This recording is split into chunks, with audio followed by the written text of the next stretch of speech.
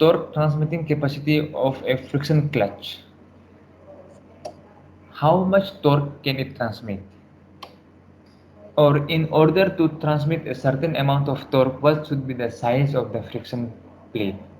What should be the diameter? Inner diameter, outer diameter. So in order to design a clutch, we have to analyze the torque transmitting capacity under two conditions. First condition is uniform pressure theory. Why we are assuming this? Because when the clutch plate is new, it behaves differently. But slowly and gradually, when it becomes old, some wear has taken place. It is not working as it was working when it was new. Its capacity changes with passage of time. So in that case, what is the torque transmitting capacity? It will be different from the initial new clutch. So we have to consider two cases. One is for new clutch in where we have uniform pressure. Another one is for old clutch, where what we consider it as uniform wear theory. So in order to understand this, let us first try to understand this particular clutch plate. You see, it has got, this is the area of friction surface. There is some inner diameter, inner circle and outer circle, or outer diameter and inner diameter. So between these two diameter, whatever material is available, that is available for your friction. So this is what we are representing here. This from here to here, this is your outer radius, the bigger one, and from here to here, this is your inner radius, Ri. Alright, this is one view, and this is your side view. Alright, from top, if you see, it will be like this. If you lay it flat on the surface, you will see the clutch in this way, and if you see from the side, it will be in this way. Now we consider a elementary ring, this small ring within the friction surface, such that it is a distance r from the center, and thickness of this ring is dr. Alright, so we will see its torque transmitting capacity, then we can integrate it from Ri to Ro, and then we can find out the torque transmitting capacity of this entire clutch. So see, when the mating components in the clutch are new, then the contact between the surfaces are good and uniform. So because of that, whatever pressure is coming on the surface, it is uniformly distributed.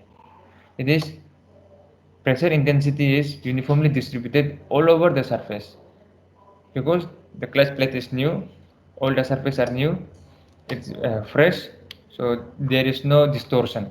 Basically, there is no mechanical or physical distortion. There is, your pressure is constant. You see here, this is your thickness. So here, whatever pressure is coming, it's coming uniformly. All right. Thus, pressure is constant. Pressure is force by area is constant. Force, load, A, contact area. Now, therefore, dF for the elementary ring, dF F equal to P into A, P into A. What is A? P into A. This area will be how much? 2 pi r dr. 2 pi r is your circumference into dr, so thickness. It will give you area. Alright, so when we solve this, when we integrate this f with respect to inner and outer radius, we get F equal to 5P into R outer square minus R inner square. Alright. So if you have any problem in solving this equation, you can ask me later. Now also we have torque is equal to force into distance, rotational force. In this case, our force is frictional force. So we have coefficient of friction mu F into R. Torque equal to mu F into R. Alright. So torque for that elementary ring dt is equal to mu dF. Coefficient of friction is same. F will become dF for the elementary ring into R, the distance R from the center. Alright. So dF we have seen it's equal to P2 pi R dr. P2 pi R dr. dF mu in R from equation 1 here. So on solving this we get T equal to, we solve this T for Ri to Ro, we get 2 phi mu P into Ro cube minus R inner cube by 3. So this is our second equation. Now if we divide equation 2 and 1, 2 divided by 1, we get this. This RHS 2 pi mu P Ro cube minus Ri cube by 3 divided by 5P Ro square minus Ri square. This is exactly what we have seen in equation number 2 and 1. So when we solve this, we get mu 2 by 3 Ro cube minus Ri cube by Ro square minus Ri square. T by F equal to mu R min. This is mu, okay, R min. This factor, okay, here 2 by 3 should also be included. I missed out. Please check this here. 2 by 3. R min is equal to 2 by 3 R cube minus Ri cube R square minus Ri square. This is some kind of a mean radius. Alright. Let us consider this is a mean radius. So T equal to mu F R min, or T equal to mu NF R min. N is number of friction surface minus 1. We have for every clutch plate there are 2 friction surface on both sides. So if there is only one clutch plate, so N will be 2 minus 1, because for every clutch plate there are 2 friction surface. 2 minus 1, it will be 1. N is 1, so we need not write N. If there are 2 clutch plate, in case of multiple clutch plate, then 2 friction surface, 2 into 2 4, 4 friction surface, 4 minus 1 3. So in that case N will be 3. Alright. So this is your torque transmitting capacity, or we can simply write T equal to mu F 2 by 3 Ro cube minus Ri cube by Ro square minus Ri square.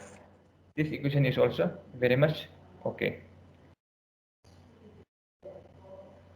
Now second case is uniform wear theory. If you look at this picture on the right hand side, there are 2 clutch plates.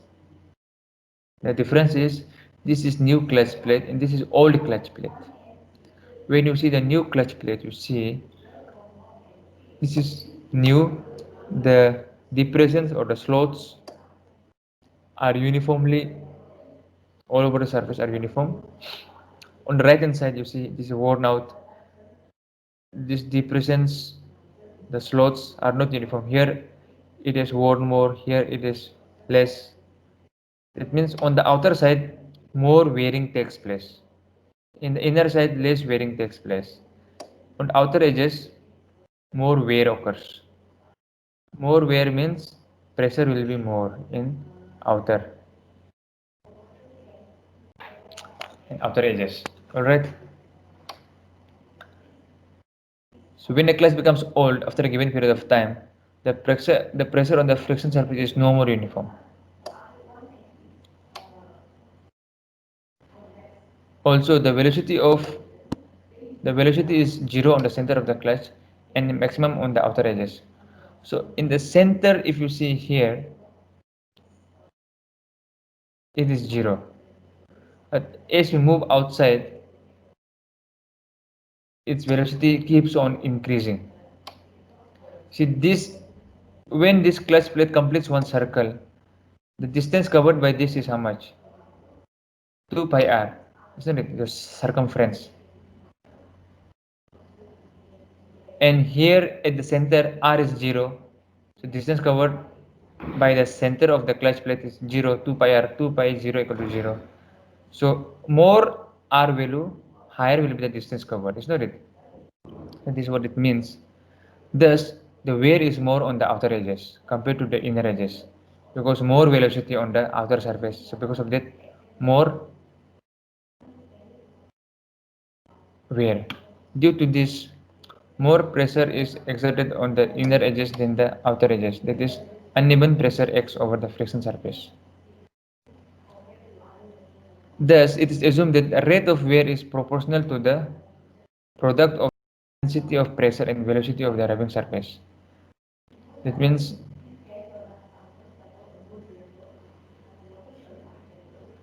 product of pressure and distance from the center. P is pressure, R is distance from the center, is constant. It means P is, when P is less, R will be more. That means on the outer edges, when R is high, on the outer edges from here till here, R is maximum, is not it? In that case, P is minimum.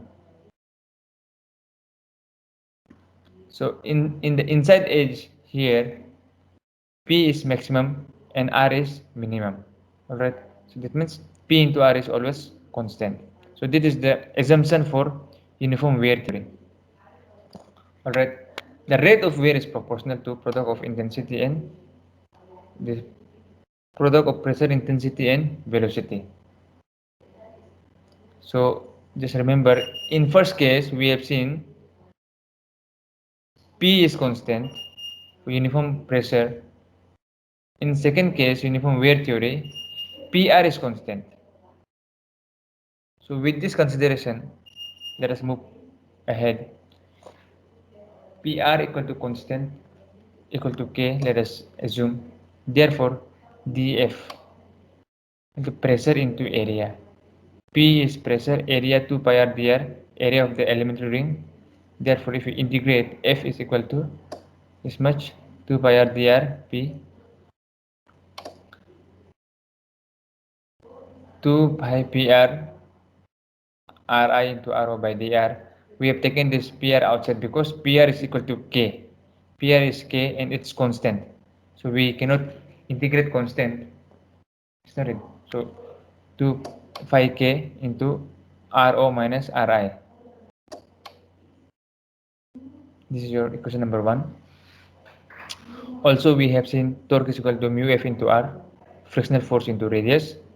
Therefore dt for elementary ring, mu dF. dF is 2 pi r drp, 2 pi r drp into r. So this gives 2 pi, p into r can again be written as k, and there's one more r, so r dr. So if you integrate it, t equal to, from inner radius to outer radius, 2 pi mu k r dr. T equal to pi mu k r square minus ri square. On integration we get this. So again, this is your equation number 2. So again, equation number 2 divided by equation number 1, we get 2 divided by 1 is equal to this much. Mu by 2 is equal to this much.